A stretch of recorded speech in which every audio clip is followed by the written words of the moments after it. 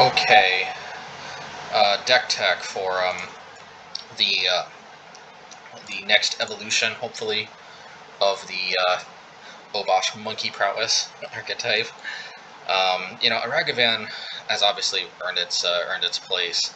Nothing like a hasty monkey stealing some stuff from the opponent to really turn the tides under certain circumstances, or just get a turn 2 Blood Moon. Can't complain about that. That being said, so what I wanted to do is I wanted to try out Dragon Rage Channeler, which I did say last time, might be a good replacement to Ragavan. But, how about we just play this in addition to Ragavan? I mean, this card has been nuts when I've seen it on the other side. The only thing, though, is there are some deck building concessions, but the good news is that we've already either played, either last league or, historically, basically, we've played all the cards we need to kind of enable, delirium.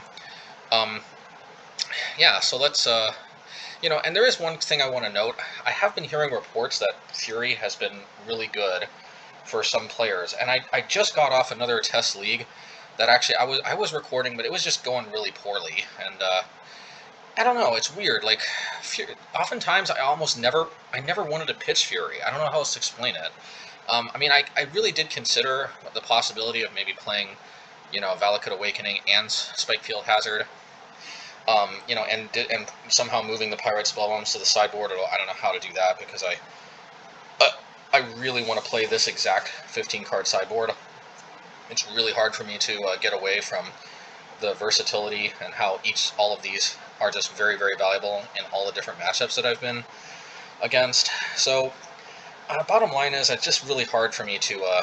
It's hard for me to both keep this 15-card sideboard, max out on the red spells, including the red double-face modal cards, to really make sure I've always got something to pitch with with Fury. But at the end of the day, Fury just always felt bad when I pitched it. It was just, I don't know, for these scenarios where there's multiple creatures in play that I hit all at once, they just don't seem to come up much for me. Oftentimes when I'm pitching it, basically I'm 2-for-1ing myself and I'm just hitting one creature.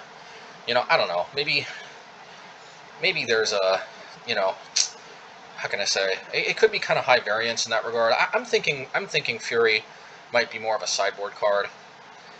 I don't know. I mean, it's also theoretically possible that Flame Slash is better off as it, but I've just loved Flame Slash every single time I've cast it, so it's still hard for me to get away from Flame Slash as well.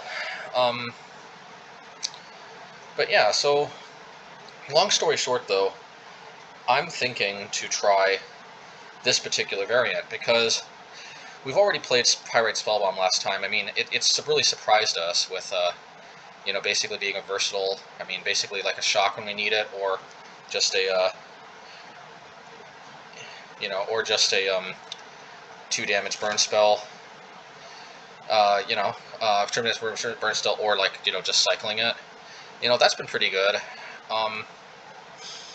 Yeah, but, also, we're playing Dragon Rage Channeler, and, I really want to try this card out, because actually, to be honest, this deck has drifted kind of a bit away from sort of the prowess, it plays prowess creatures, really, because historically, there really was no better 1-drop creatures than Soulscar and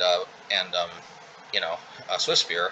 But now, we should try to play Ragavan together with the 8 traditional prowess creatures, but, what if we just replaced Soulscar and Swiftspear with Ragavan and Dragon Rage Channeler? I mean, these might be the new best red 1-drops on the block. I mean, certainly they seem leagues better than anything we've played before when they show up on the other side.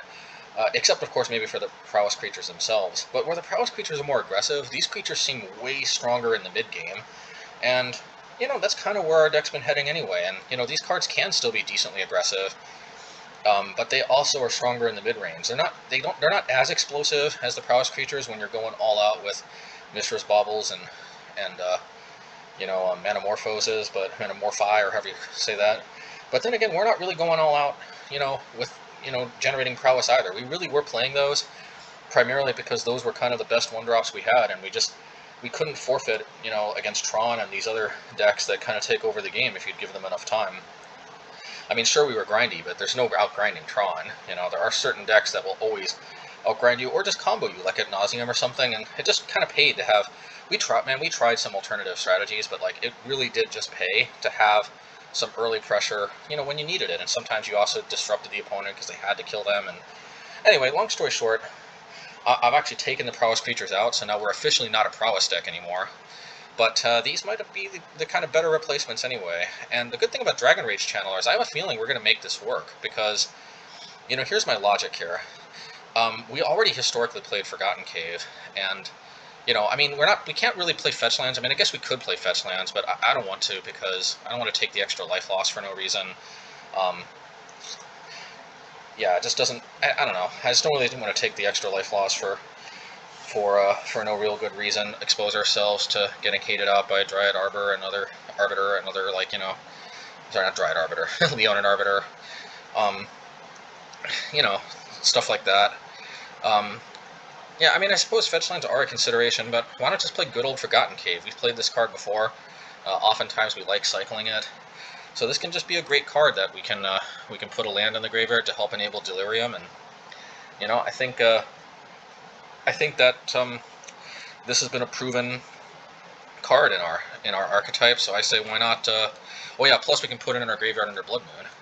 So let's, you know, give that a shot. Of course, you know, Pyrite Spellbomb is an artifact, which will go to the graveyard one way or the other. Either it'll kill a creature or it'll cycle.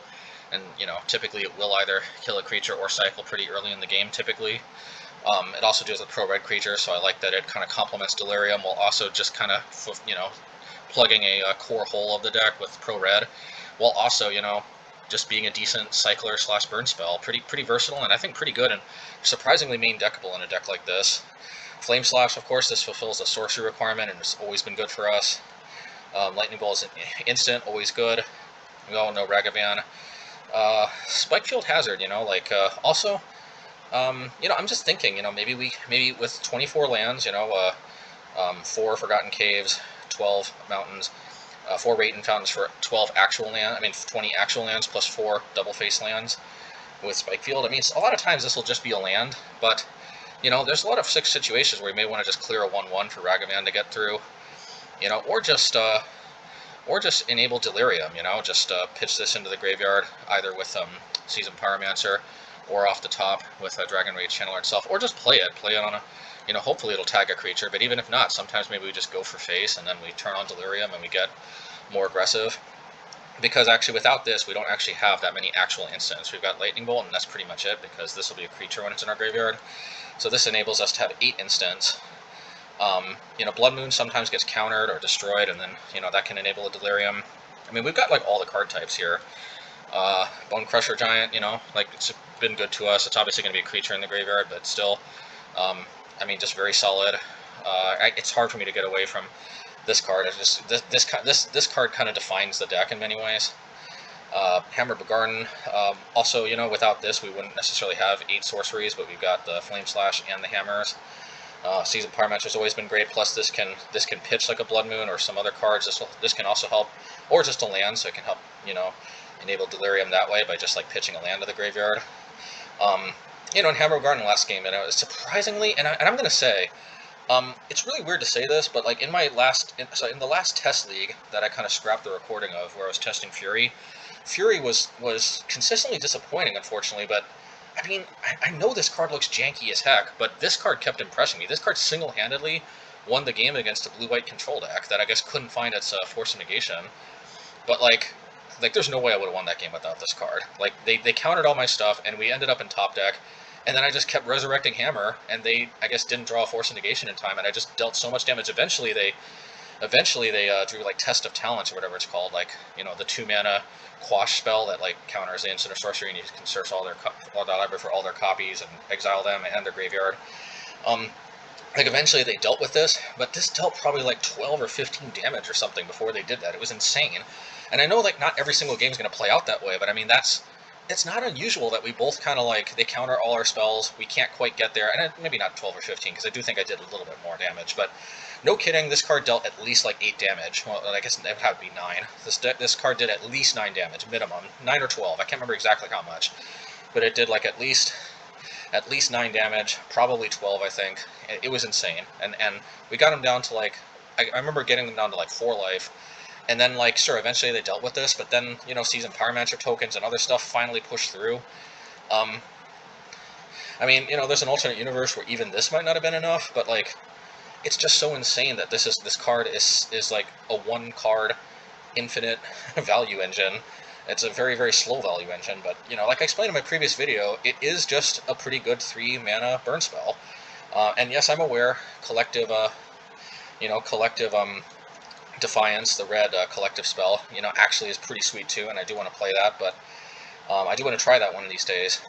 But what I really like about Hammer, though, is it does give us a way to win through Ensnaring Bridge, and, you know, we've gone over this sideboard previously, and yeah, it's just hard for me to get away from having some, you know, having the power of Ensnaring Bridge, and, you know, being able to plug a lot of weaknesses of the deck. I don't know what to say other than that. I think let's give it a shot. Let's see how it goes.